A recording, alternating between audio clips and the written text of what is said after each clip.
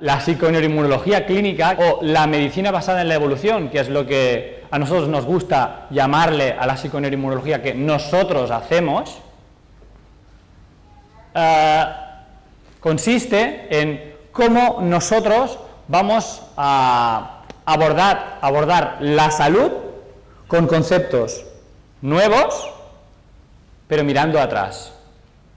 A la vez que yo soy especialista en X puede ser biología, yo soy especialista en fisioterapia, yo soy especialista en psicología, y supongo que muchos de vosotros tendréis consulta, llevaréis años trabajando, y lo que os vais encontrando es que solo con esa competencia estrictamente limitada, que, bueno, todo tiene modas y también ha habido la moda de las competencias cerradas, hasta aquí es donde puedo llegar, y en ese sentido yo estoy completamente de acuerdo con lo que ha expuesto el señor Eduard Punset, que cuando tú llevas 10 años trabajando en la consulta, sabes que tienes un paciente que te viene por un motivo de aparato locomotor y en ese caso hay una influencia de las emociones. Y si tengo que ser riguroso y no entrar en el terreno de las emociones, ¿qué hago? ¿No le doy la mano? ¿No voy a hablar con él de una forma empática? ¿No le voy a preguntar cuándo te empeoran los síntomas y te dice que es cuando tiene estrés en el trabajo o cuando tiene un problema con la pareja? Entonces le voy a decir, perdón, cállate, porque eso no es mi competencia. En ese sentido, nuestra propuesta es una propuesta en la que cada profesional tendrá su especialidad, pero debería conocer ciertos puntos de otras especialidades para poder ayudar al paciente, que al final es nuestro elemento. Es lo que nos hace vibrar al final, es el motivo por el que muchos de vosotros estáis aquí. Hoy es viernes, pero mañana será sábado, y la gente se va a la playa, y vosotros estáis aquí. Y eso es porque hay algo que hace que tengáis ganas de dirigir energía, de invertir tiempo, muchos invertir dinero también en cursos para formaros, y eso tiene que ver con poder ayudar. Y cuando debemos ayudar y cuando sentimos lo que hacemos, no podemos poner limitaciones. Eso para mí es la psiconeuroinmunología clínica. La medicina basada en la evolución, la medicina basada en la evolución, dentro de la psiconeuroinmunología clínica, tiene que ver con cómo nosotros vamos a mirar el paciente reconociendo sus genes, que eso nos cuesta a veces. Por ejemplo, los síntomas no siempre son malos. De hecho, muchas veces los síntomas tienen un beneficio. En el caso de los animales, en el libro de Sapolsky, explica con detalle cómo, en el libro de Las cebras no tienen úlcera, explica con detalle cómo la cebra, delante de un ataque del león, entre otras cosas, hace una diarrea con un objetivo beneficioso. Es decir, ante el ataque del león, primero hace una reacción de mimicry, analiza, ve que de verdad el ataque es para él, ¿no? Y empieza a correr. En ese momento hace una diarrea. Y esa diarrea, ¿cuál es el objetivo beneficioso? Modificar, alterar en la medida de lo posible el olfato del depredador. Ese es el beneficio de la diarrea por sistema nervioso simpático activo en la cebra, con un león detrás. Pero ahora no hay leones. Ahora tenemos jefes cabrones, perdón. O tenemos una hipoteca que pesa. O tenemos simplemente estrés en el trabajo. O más simple todavía, un ritmo de vida que no nos pertenece a nuestros genes. Esta mañana, ayer me revisé la ponencia al final de la noche, he dormido súper bien, con mis 2 nenas, me despierto a las 6, digo, jolines, qué bien, voy a ir a correr un ratito, así estoy fresco, voy a correr. Nosotros vivimos en Bañolas. ¿Conocéis Bañolas? Un pueblo, bueno, es pueblo, y mucho deporte, tal. Es pueblo, es pueblo. Nosotros ahí cuando corremos, te encuentras a gente, normalmente se corre a dar la vuelta al lago, te encuentras a gente y te saludas. Y no lo conoces de nada, pero te saludas. Porque hay una especie de sentimiento de tribu, entre comillas, que es otro concepto que a nosotros nos gusta hablar. Aquí, esto es una tribu, algo nos une, ese elemento nos une. Pues salgo, me cruzo con uno, veo, recto, no me dice nada. Uy, no me habrá visto. Continúo corriendo, otro, tampoco me ha dicho nada. Al tercero, ya no le he dicho nada. Eso, por ejemplo, tiene que ver con el ritmo. Nuestros genes no conocen ese exceso de individualidad, esa pérdida de esencia como humano, de compartir algo tan sencillo como un hola. Eso también enferma. Todos aquí de bañuelas. En la línea de la diarrea, los humanos, no solo las cebras tienen diarrea, también los humanos tenemos diarrea, por ejemplo, por ritmo de vida muy alto, aunque nos saluden, por estrés en el trabajo. Nosotros ahora ya hace 10 años que nos dedicamos a esto en consulta y hemos visto muchos pacientes que presentan síntomas de diarrea por estrés mantenido. ¿Cuál es la diferencia? Que la cebra tiene un estímulo, hace una reacción, tiene un beneficio, no hay un juicio sobre esa reacción. ¿Salvará la vida o no? Eso ya es otro tema. Pero es algo fisiológico. Nosotros no es un león, es una hipoteca, 20 años, con estrés en el trabajo. ¿Y qué reacción tengo? Apretar los dientes y aguantar. Y el estrés se mantiene. ¿Y qué hace? Diarrea, diarrea, diarrea.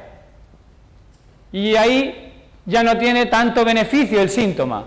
Y mucho menos cuando cogemos y le añadimos a lo que a mí me gusta llamar etiquetas, que es un nombre. Y un nombre que resulta que socialmente es algo que no se cura, algo que ha venido de la estratosfera, ha entrado dentro nuestro, yo no tengo nada que ver con él y acabo de estar enfermo. Y antes tenía un problema, que era diarrea, y ahora tengo dos. La diarrea y un nombre de una enfermedad que no se cura.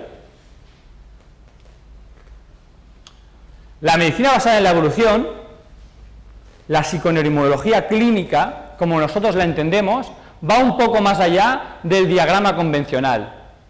Las terapias más clásicas dentro de la salud, inicialmente hacían... Uy, el puntero este no es gran cosa. Hacían hincapié, intentaban abordar, intentaban frenar el último mecanismo de acción que daba síntoma. Diarrea, Fortasec, por ejemplo. Las medicinas más integrales, más holísticas, van a mirar otros mecanismos de acción. Pues vemos, por ejemplo, que hay la flora bacteriana, que de verdad, Xavi mañana hablará de ello. Las bacterias, como ha dicho Eduard, son una de las claves. La flora bacteriana está dañada y además también tenemos un poquito de estrés y tenemos varios mecanismos de acción y varias causas. Eso hay muchas medicinas, terapias, abordajes de salud integrales que lo hacen. Falta añadir el entorno, porque en el entorno vamos a encontrar el beneficio del síntoma, y el beneficio del síntoma puede ser el que equivale a la cebra, que en este caso sería el león barra jefe barra estrés, o el beneficio del síntoma que puede ser la cultura. La cultura, me refiero a Claudia, que también te doy las gracias por todos estos años de trabajo que hemos hecho juntos. Me cuenta que en Sudamérica, cuando una chica tiene la regla, está mala. No tiene la regla, no, está mala. Y como tal, no va a trabajar esos días. Esos son cómo el entorno influye en todos los mecanismos de acción, cronificando el síntoma. Puede ser que haya un beneficio, puede ser que ese beneficio sea huir de un león, o puede ser que el beneficio sea reforzar un mensaje cultural. En el caso de los deportistas, que tenemos aquí a Sergio, que tenemos también a Dani Ballard, etcétera, etcétera, un factor absolutamente determinante es la prensa. Sí, hay una flora bacteriana, sí, hay un poco de estrés, pero el entorno va a jugar un papel muy importante. Como la prensa va a hacer que sea más fácil o menos la recuperación de una lesión. Y cuando hablo de lesión, no solo hablo de lesión tendinopatía, ruptura muscular, hablo también de lesiones que tienen que ver con la confianza a la hora de jugar al deporte que sea. Ahí la prensa juega un papel importante. Suerte que nuestra agencia de comunicación no son de este tipo de prensa. Y las creencias que nosotros tenemos también forman parte del entorno. Un entorno que está aquí dentro, pero que es un entorno que tenemos que tener muy en cuenta a la hora de escuchar el paciente cuando en la consulta nos dice es que la verdad es que yo tengo un miedo de no curarme. Es muy diferente de cuando te viene y dice, sí, yo esto ya lo tuve 2 veces y me puse súper bien, quiero que me lo mires y ya está. ¿Cuál creéis que tiene más probabilidad de curarse? No hace falta que lo diga, ¿no? Por ejemplo, me gustaría hablar del dolor, un poco de cuál es el beneficio del dolor. Socialmente, el dolor está visto como algo negativo en esta sociedad más occidental. ¿Qué beneficio tiene el dolor? Pues el dolor, por ejemplo, hemos visto la imagen de una torcedura de tobillo, va a provocar esa lesión aguda, va a hacer un daño de tejido, ¿no? Se va a dañar X tejido, ya sea el ligamento, ya sea el nervio, ya sea el tendón, ya sea el cartílago, un daño de tejido. Y en ese daño de tejido se va a enviar información aferente significa de subida, hacia la médula espinal, el cerebro y los centros neurológicos donde se va a analizar la información, la sustancia gris periaqueductal, la formación reticular, el tálamo, el córtex insular, que son las zonas donde se va a interpretar, va a decir, uy, esta información que está subiendo es suficientemente importante. De algún modo son como una especie de cortes que debe ir pasando. Pasa el primer corte, es importante, pasa el segundo, es importante, pasa el tercero, y cuando ya supera todos los cortes, dice, esto es importante, habrá que hacer una reacción. ¿Qué reacción busca el cerebro? Varias. En primer lugar, a través de estímulos neuronales, va a activar en zonas del córtex sensoromotórico. ¿Veis aquí? No sé si se ve muy bien, la imagen de la zona del cerebro donde está expresada la parte motriz y sensitiva del cuerpo.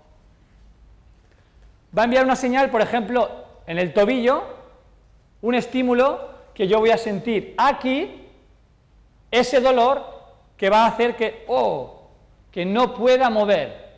¿Y cuál es el beneficio de no poder mover? Que el daño tisular no vaya más. Se trata de eso. El dolor es una de las estrategias que tiene el cuerpo humano para evitar que el daño de tejido vaya a más.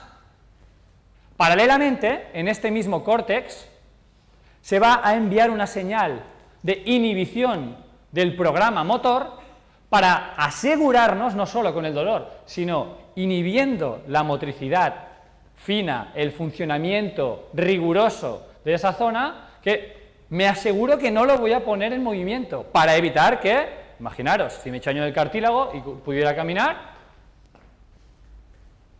como sé que no me estoy haciendo más daño. Esa es la estrategia del cerebro.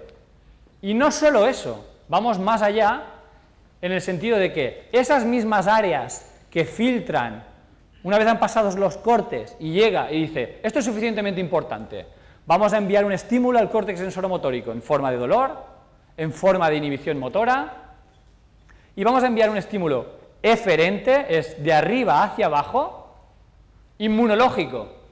Inmunológico significa enviar la inflamación que toca, ni más ni menos.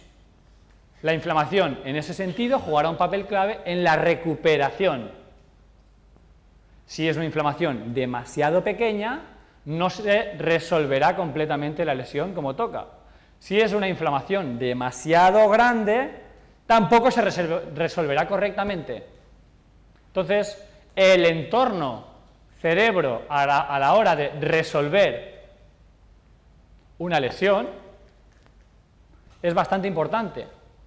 Todos os habréis dado algún golpe con lo que sea, con una mesa, una patada de un futbolista. Eso, en el entorno cerebro, en la neuromatriz del dolor, que está dentro de la neuromatriz de la homeostasis, dice, bueno, tranquilo, esto es un golpe. Tiene coherencia. Y como tiene coherencia, el riesgo de que se cronifique es muy bajo. Pero seguro que muchos habréis tenido pacientes, o incluso vosotros mismos en vuestra piel, pues llevo 15 días con un dolor de cervicales y no sé por qué. Eso tiene mucho más riesgo. Cuando mi cerebro empieza a preguntar, ¿por qué? Ese entorno de incertidumbre, ese entorno neurológico, facilita que ese entorno facilita que algo se cure o no. Como vamos bien de tiempo, me ha dicho Carmen antes, voy a explicar un ejemplo que explico en clase. Madre mía, eso es lo que tiene mi vecina aquella, que la pobre, que lleva dando vueltas, que ha visitado, que fue hasta Montpellier y no hay manera. Y eso es lo de la maratón de TV3, que madre mía, si hicieron una maratón, eso tiene que ser malísimo. Se mete en internet, enfermedad que no se cura. Entonces la mujer, todo, ¿sabes? Como aquí ya me han desahuciado, no tengo nada que hacer. Segunda posibilidad, París en su consulta privada. En Lanzarote, al lado de la playa, morenito. Llega París, doctor, tengo este dolor que me coge por aquí. Entonces empieza a preguntarle cómo es exactamente el dolor, cuándo aparece ese dolor. Algunos de aquí reconocéis estas preguntas porque la semana pasada trabajamos sobre ellas. Cómo, cuándo, dónde, qué lo aumenta, qué lo disminuye, desde cuándo, ¿no? Entonces se va haciendo experto del síntoma, se va haciendo experto de la historia de la paciente, pero claro, eso ya requiere 20 minutos, por lo menos, solo esta parte, después hay más. ¿Desde cuándo tiene este síntoma? Ay, no lo sé, doctor. A veces los pacientes te hacen esos dribblings. No lo sé, doctor. Haga un esfuerzo. Vamos a intentar relacionar con algo en su vida, algún momento en el que no tenía este síntoma y donde sí. A ver, el verano pasado estuvimos en Portaventura, ahí ya lo tenía. El otro, no fuimos a ningún lado porque estaba fatal, ahí también lo tenía. Y el otro fue cuando estuvimos en Menorca, ahí no estaba mal, ahí estaba bien, ahí no tenía yo, no estaba así. Vale, entonces después de ese verano, ¿más o menos cuándo empezaría? Bueno, pues a ver, en Navidad ya estaba yo mal, entonces fue aquel otoño. Y París muy acertadamente le pregunta, ¿pasó alguna cosa, algún cambio importante en su vida en aquella época? Quizás nutricional, quizás cambio de vivienda, quizás emocional. Y hace así, y de golpe le cambia la cara y dice, mi marido tuvo un infarto cerebral y se quedó hemipléjico. Y dice, ¿y qué ha significado eso para usted en su vida? Claro, nosotros tenemos una hija de 12 años, un hijo de 7, mi marido trabajaba pues más o menos unas 8 horas, una jornada completa, yo hacía media jornada y así nos lo podíamos combinar. Y claro, ha significado que la baja que nos ha quedado de minusvalía, ¿no? Se llama, pues es muy pequeña y yo tengo que hacer pues casi 10 horas al día. Y cuando llego a casa encima pues tengo que ayudar a mi marido a ducharse, a cambiarse, y llego destrozada. Síntoma primero. Vale. Entonces, ¿cómo recuerda usted que fueron evolucionando los síntomas? Pues claro, al principio estaba muy nerviosa, pero había que hacer lo que había que hacer y estaba cansadísima, llegaba al final del día cansadísima. ¿Y a usted no le ha pasado alguna vez, doctor, que llega tan cansado que no puede ni dormir? ¿Seguro que conoce ese síntoma? Sí, claro que sí. Pues entonces no podía dormir, empecé a tener insomnio y entonces lo que hice fui al médico de cabecera y me dio unos ansiolíticos, unas benzodiazepinas para poder dormir. Y inicialmente me fueron bien porque podía coger el sueño, pero al cabo de poco tiempo, como me levantaba como más cansada por las mañanas y al cabo de un tiempo incluso me dejaron de funcionar para dormir. Y aparte de eso, ¿tiene usted algún otro síntoma? Sí, hombre, sí, yo creo, estoy convencida que desde que me tomo estas pastillas me hinchan la barriga, de hecho tengo problemas de diarrea y estreñimiento. ¿Y cuántos síntomas llevamos? Cansancio, insomnio, trastornos gastrointestinales, dolor que tiene lógica. Entonces, ¿usted cree que tiene alguna cosa que ver su dolor en todo este proceso? Hombre, doctor, ¿usted qué cree? ¿No? Nos faltan 2. ¿Y qué tal de ánimo? Me levanto por las mañanas, que me levanto porque me tengo que levantar, pero me quedaría en la cama y no me movería. El 5. Tengo a veces un dolor de cabeza, de no descansar y de todo el día el tute que llevo, que aunque me tome analgésicos no me hacen nada. Y tenemos el 6. Y esta señora, a lo mejor no la podemos ayudar, pero le vamos a dar una etiqueta que va a ser la propietaria de su solución, que no es un nombre que no tiene nada que ver, es algo, un ente que ha entrado dentro de ti que no se cura, con, señora, usted lo que tiene, como ya habrá ido identificando, es una sobrecarga sociofamiliar de 3 pares de narices. A lo mejor en ese momento no la podemos ayudar, a lo mejor la podemos dirigir a un trabajador social, o simplemente no la vamos a cronificar. Simplemente, a lo mejor en estos momentos sus hijos son más pequeños y va a tener que apretar los dientes, pero cuando se hagan más grandes no tendrá una etiqueta en su cerebro que dirá nunca más te vas a curar, porque, como hemos visto en esta diapositiva, la resolución de la inflamación depende de que aquí esté ok. ¿Ok? Ese es un entorno, pero aquí tenemos más entornos.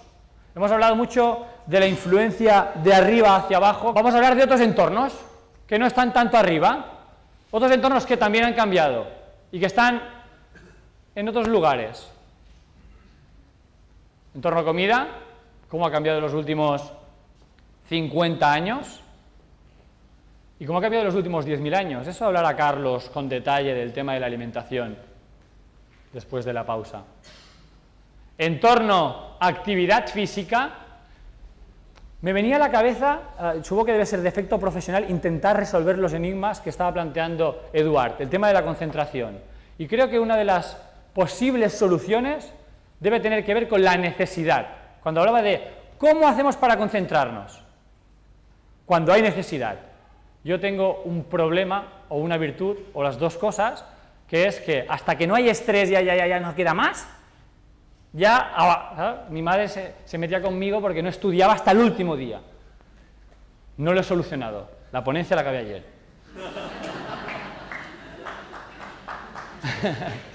No fa falta.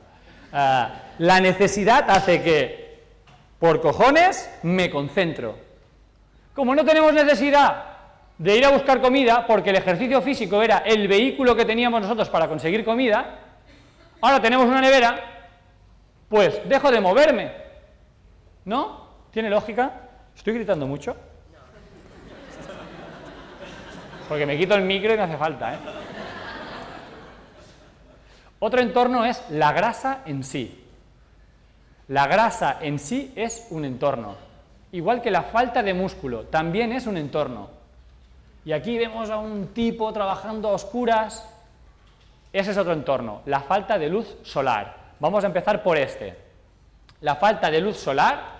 Aquí vemos, en los últimos 10 años ha habido una avalancha de estudios sobre vitamina D y el impacto en los diferentes tipos de células, pero cuidadín, la vitamina D, la exposición a la luz solar, no actúa a nivel citoplasmático en la parte más externa de la célula, no actúa así como de refilón, no, actúa al nivel ADN, receptores nucleares para vitamina D, que regulan la expresión de los genes.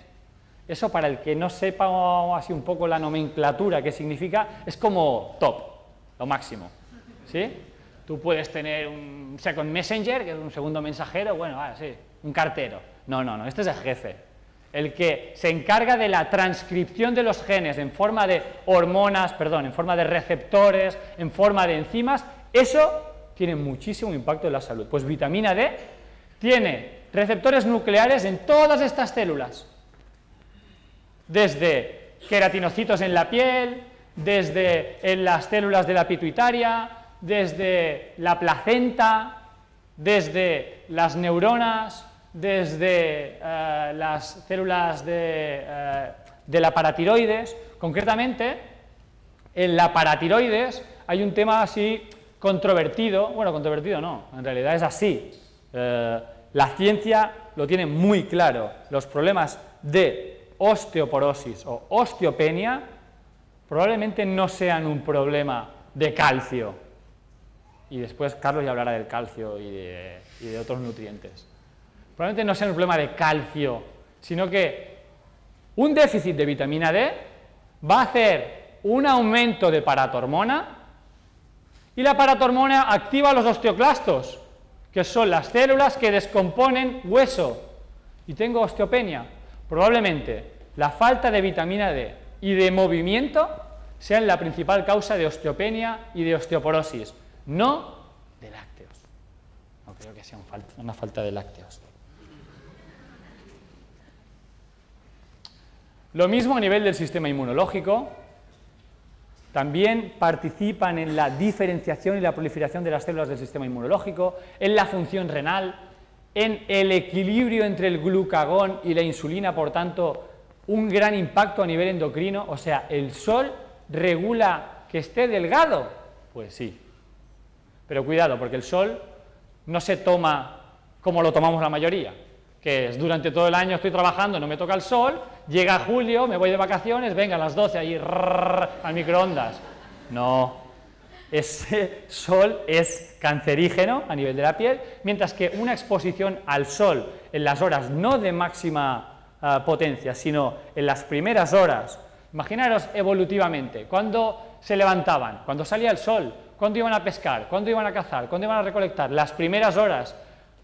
Ya procuraban tenerlo solucionado cuando el sol pegaba fuerte y entonces a la sombra. Pero eso, durante todo el año, morenitos como París.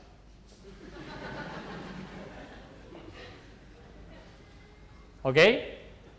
Vitamina D, un entorno, luz solar, un entorno muy importante. Yo suelo decir, 9 planetas no giran alrededor del Sol, porque sí.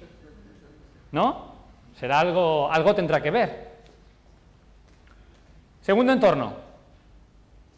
Músculo, sedentarismo, el déficit de actividad física, podríamos decir, la nevera, la presencia de nevera que hace que no tenga que moverme, que hace que pierda músculo, me da una serie de problemas que vamos a desarrollar ahora y que Néstor mañana en su ponencia de paleotraining lo desarrollará muchísimo más.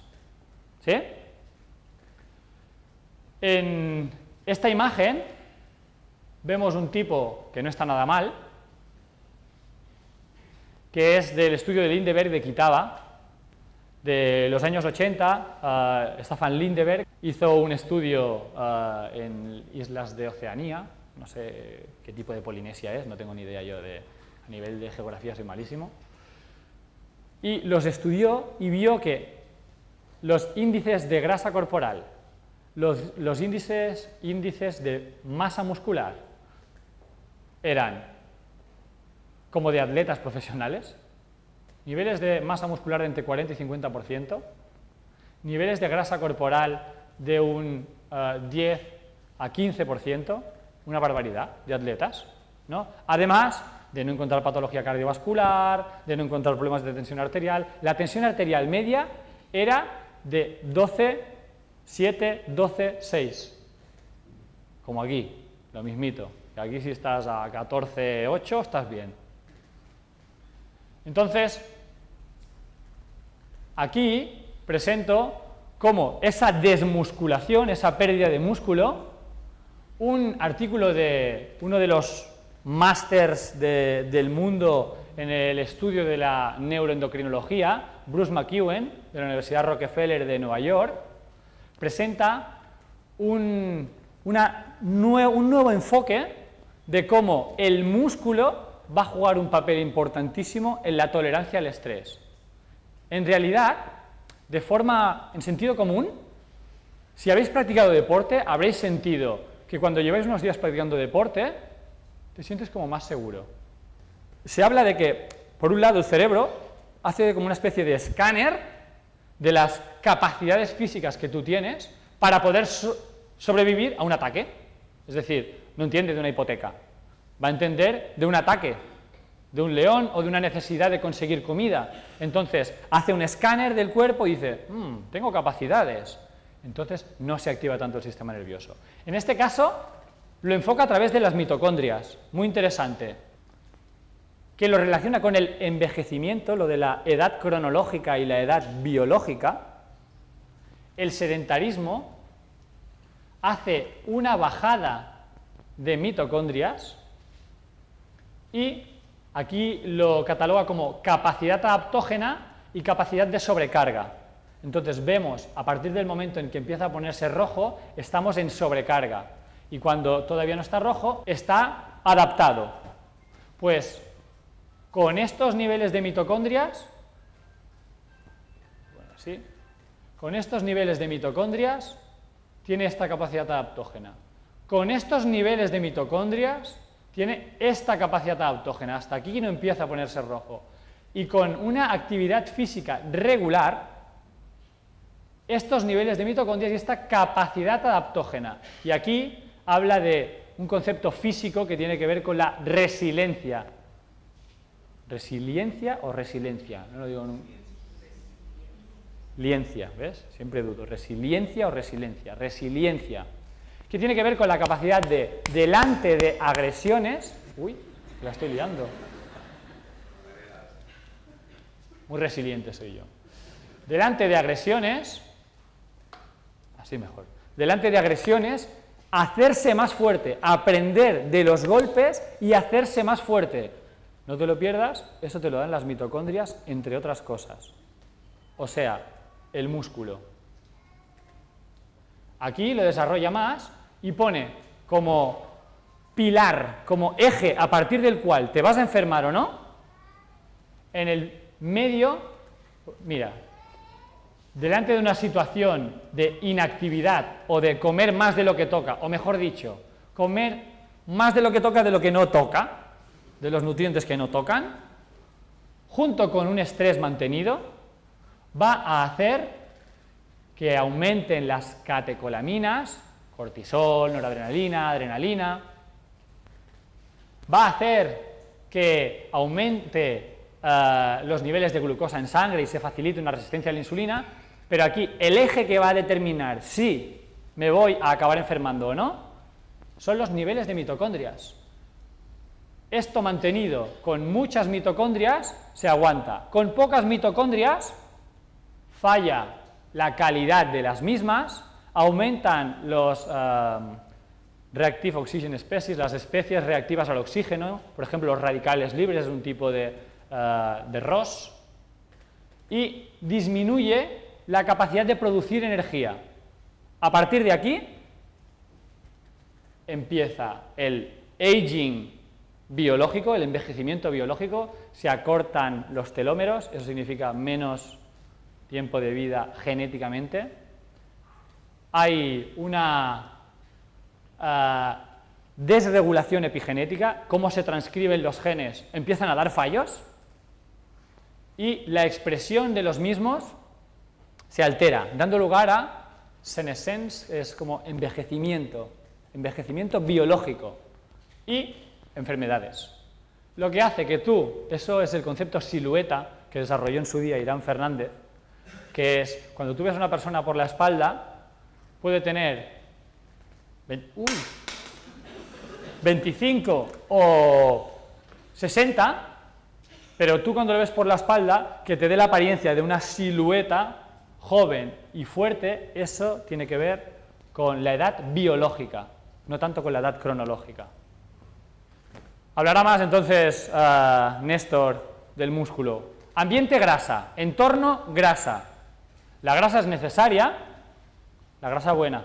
La grasa en exceso va a hacer, entre otras cosas, sustancias como la leptina, que es una citoquina / hormona, funciona casi como una hormona, que tiene multitud de funciones endocrinas. Entonces, un aumento de grasa mala, principalmente la mala es la grasa visceral, la central, va a hacer que al adherirse, por ejemplo, en el hipotálamo, va a trastornar ejes neuroendocrinos. Por ejemplo, se adhiere en el núcleo arcuatus del hipotálamo, donde se controla la función de la tiroides o se controla la función de las gónadas.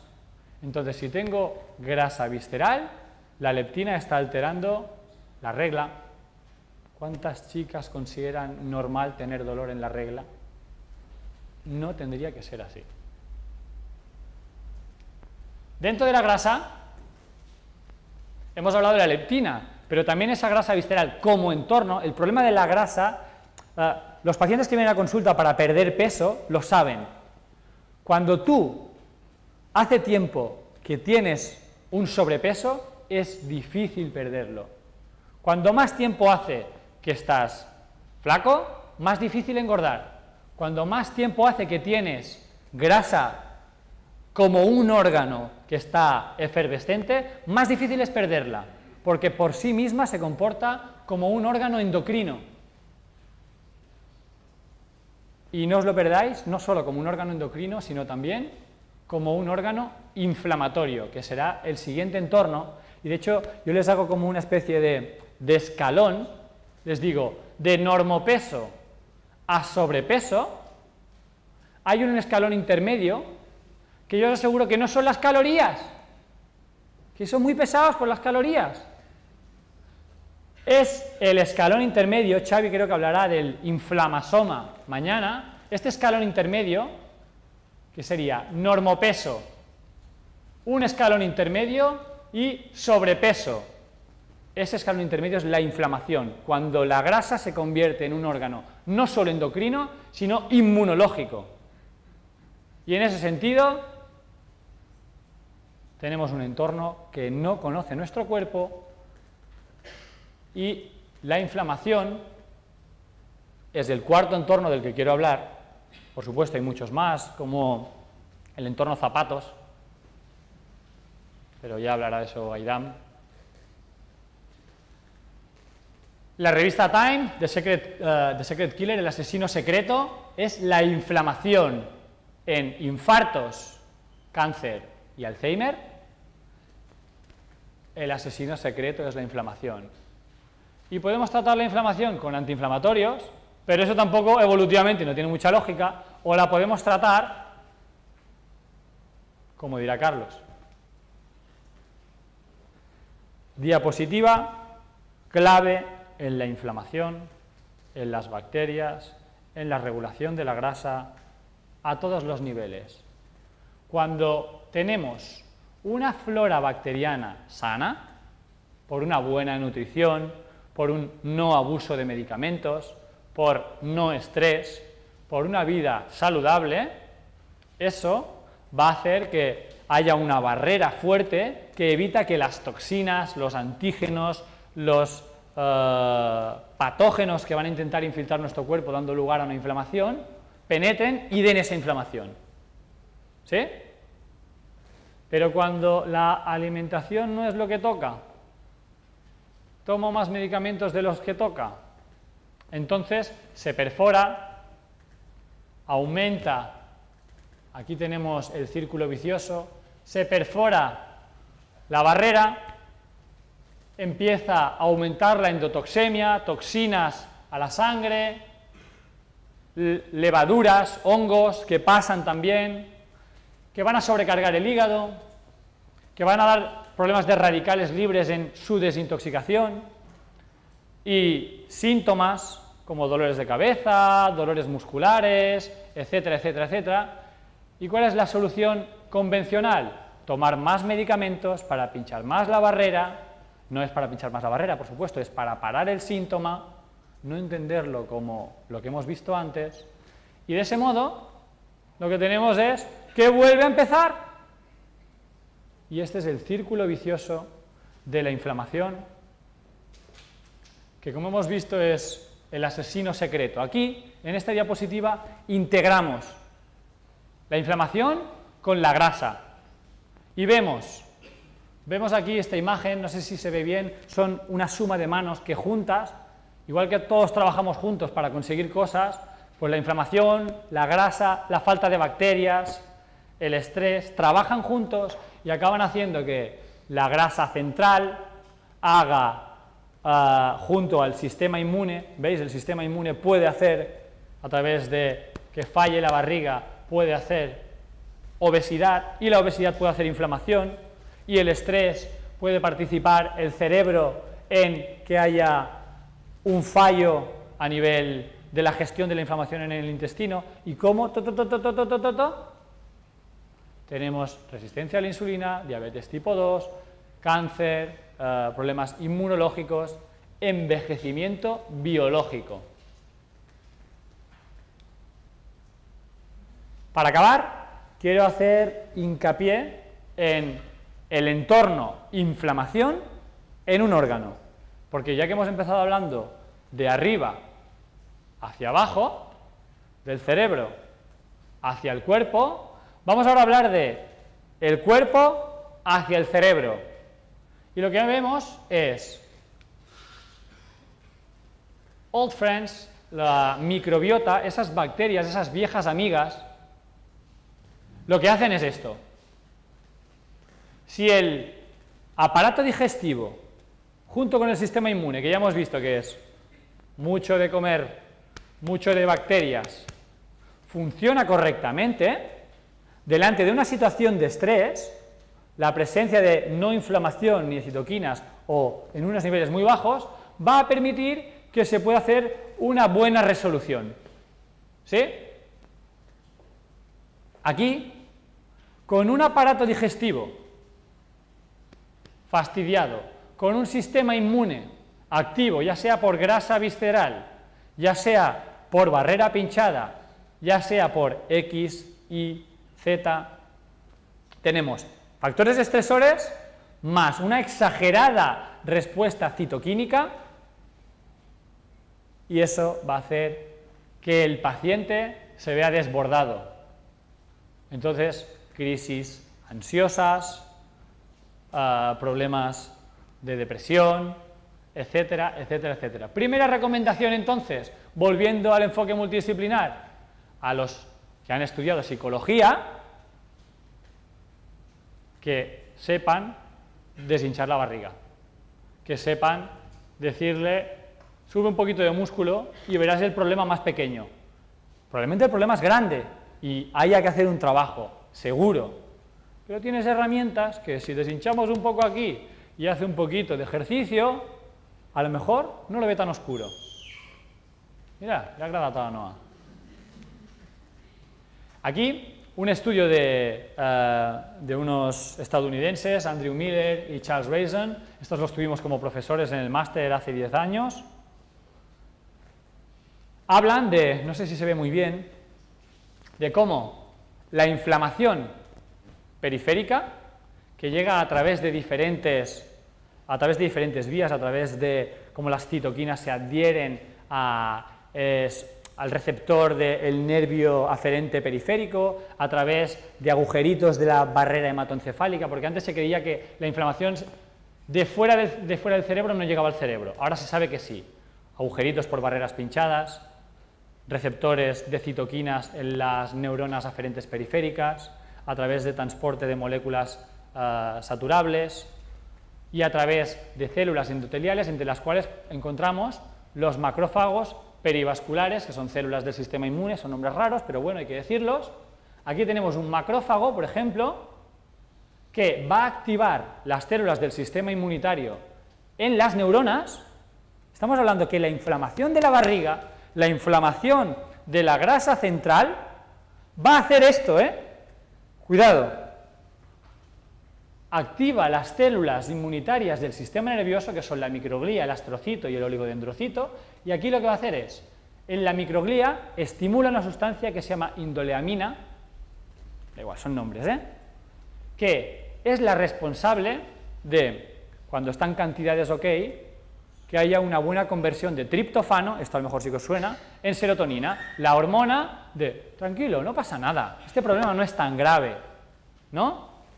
Pues cuando esa indoleamina sube, por una inflamación periférica, cuando sube, el triptofano no se convierte en serotonina, sino que se convierte en ácido quinolínico o ácido quinurénico, ácido quinolínico y ácido quinurénico.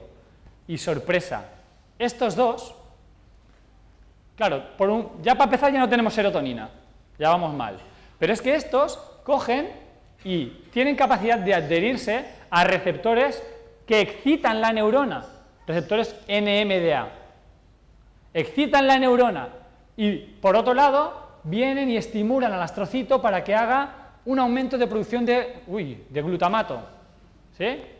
Entonces tenemos menos serotonina, más glutamato, tenemos la neurona superexcitada. ¿Vosotros qué creéis que va a pasar delante de una situación de estrés? Tranquilo, no pasa nada, o esto es una locura, no duermo, ¿sí? Entonces, hay que tratar la inflamación periférica para que el metabolismo de los neuromensajeros funcione correctamente. Otra cosa importante, que también es muy habitual, delante de la inflamación no solo se reduce la producción de serotonina, el ácido quinurénico también bloquea la producción de dopamina, de motivación, y eso lo sabemos con gente inflamada que por la mañana le cuesta un huevo levantarse y que no tengo ganas de...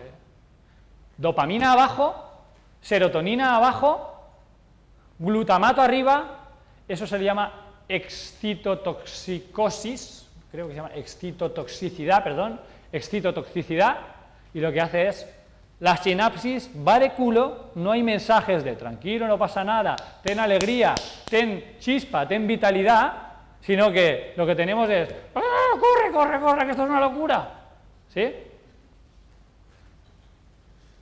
En la siguiente diapositiva se ve como el ácido quinolínico, que viene del triptofano, se adhiere al receptor de NMDA, y aquí una cosa que me he dejado también, el ácido quinurénico, además de adherirse a ese receptor, también bloquea receptor de acetilcolina, bloquea serotonina y bloquea dopamina.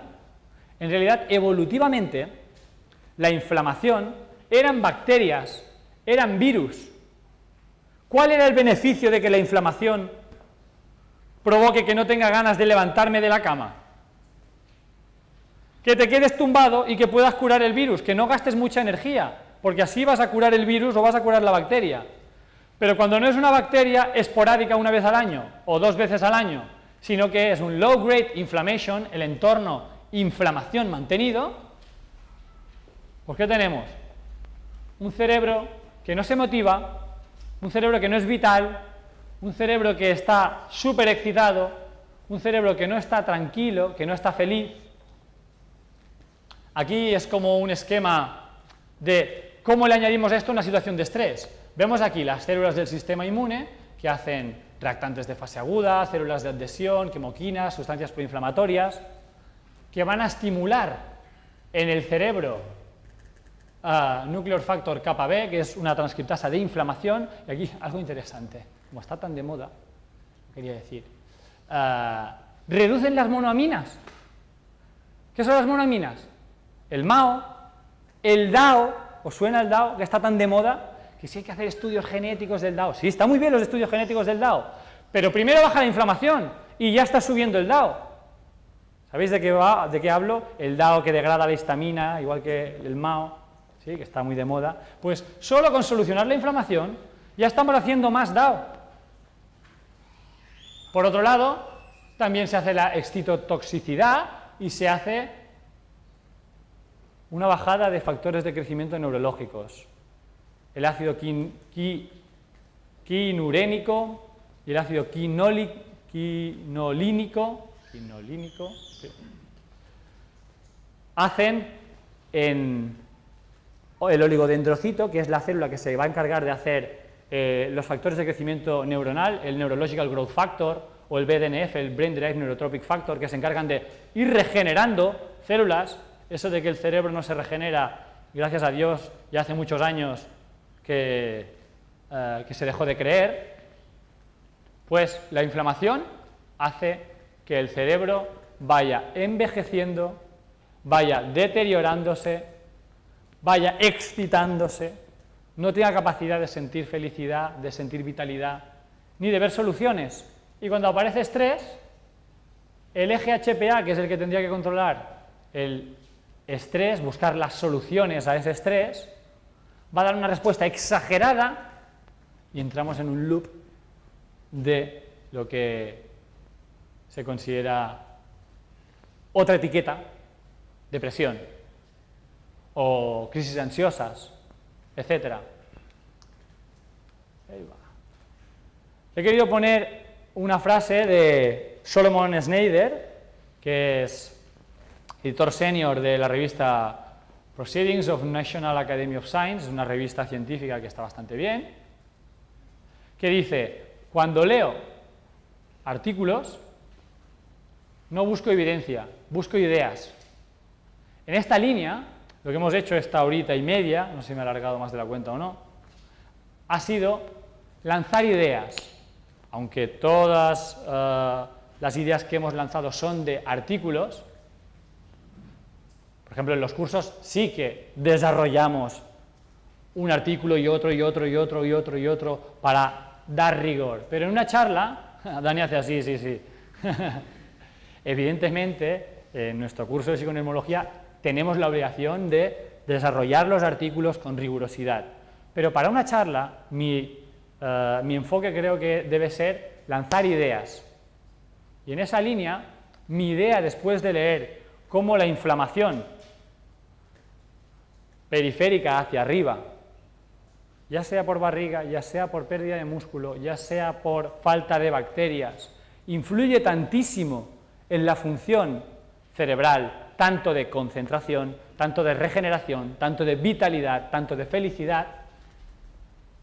Lanzaría una pregunta, que es: ¿y si aquellos signos que parece que sea algo que solo tienen los elegidos? No, pues es que claro, este tío tiene una vitalidad, es simpático, es un tío alegre, va por la vida riendo, además tiene abdominales, ¿no? Justamente cuando hablo de la grasa visceral, ¿dónde se pone? En las abdominales. Pues mi pregunta sería: ¿esos signos que parecen que solo tienen los elegidos, los deberían tener solo los elegidos o los tenían todos los de Kitaba? ¿Todos se levantaban con vitalidad? ¿Alegres? Buenos días, Raúl. Se levantaban con vitalidad, alegres y tenían abdominales. Quizá la respuesta sea paleovida, no lo sé. Aquí tenéis mail, etcétera, por si ahora no tenéis preguntas y más adelante sí. Gracias.